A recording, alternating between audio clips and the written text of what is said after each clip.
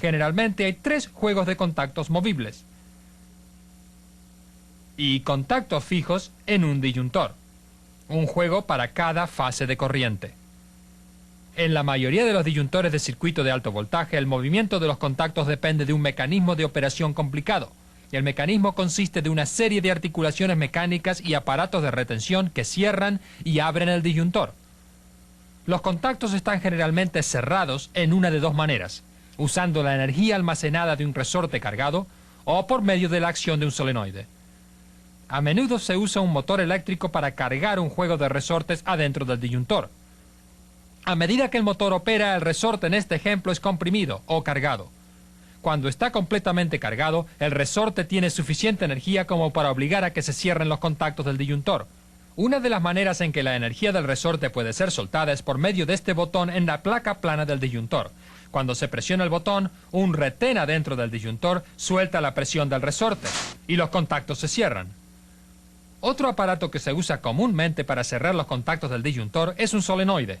Un solenoide consiste básicamente de un émbolo movible adentro de una bobina electromagnética.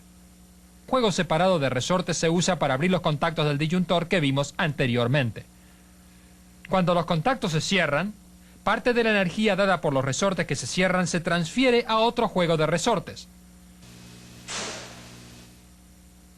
En este disyuntor se encuentran arriba de los resortes de cierre y son conocidos como los resortes de apertura del disyuntor. Los resortes de apertura almacenan energía hasta que se accione el disyuntor. Accionar un disyuntor se define como cualquier acción que causa que se abran los contactos del disyuntor. En este ejemplo, el disyuntor puede ser accionado presionando el botón interruptor en la placa plana del disyuntor. Una vez más, a medida que se presiona el botón, un retén suelta la energía del resorte y esta vez los contactos se abren. A menudo es más seguro y más conveniente cerrar y accionar a los disyuntores de alto voltaje desde un sitio remoto. En su planta, hay una fuente separada de potencia de bajo voltaje conocida como potencia de control que se usa para la operación remota de ciertos componentes de la planta. La potencia de control permite que un operador en otra parte de la planta pueda cerrar o accionar un disyuntor si se necesitara. Ahora, cuando un disyuntor de circuito se abre o se acciona, tiene que extinguir un arco para poder detener el flujo de corriente en un circuito eléctrico. Un arco es corriente eléctrica que salta el espacio entre 2 terminales de potencial diferente.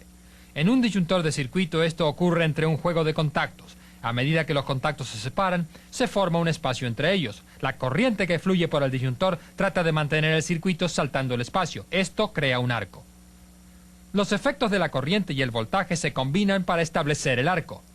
La corriente produce calor y el calor ayuda a mantener el arco.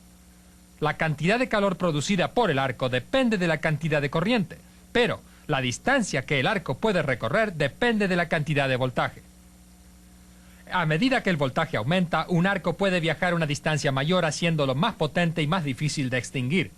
El arco se extingue solamente cuando el voltaje ya no puede impulsar la corriente entre los contactos. En un disyuntor magnético de aire típico, un corto golpe de viento mueve el aire hacia un lugar donde puede ser extinguido. El aire es creado por cilindros adentro del disyuntor llamados sopladores, suficientemente fuerte como para apagar arcos de baja corriente. En otras palabras, es suficientemente bueno para interrupciones de rutina o cuando usted quiere abrir el circuito para el mantenimiento. Pero el soplador quizá no pueda hacer mucho con un arco más fuerte, tales como los que ocurren cuando un disyuntor interrumpe un circuito. Para apagar esos arcos se necesitan otros aparatos. En un disyuntor de aire magnético se agregan bobinas magnéticas de soplado. Las bobinas de soplado son bobinas electromagnéticas que están en serie con el arco.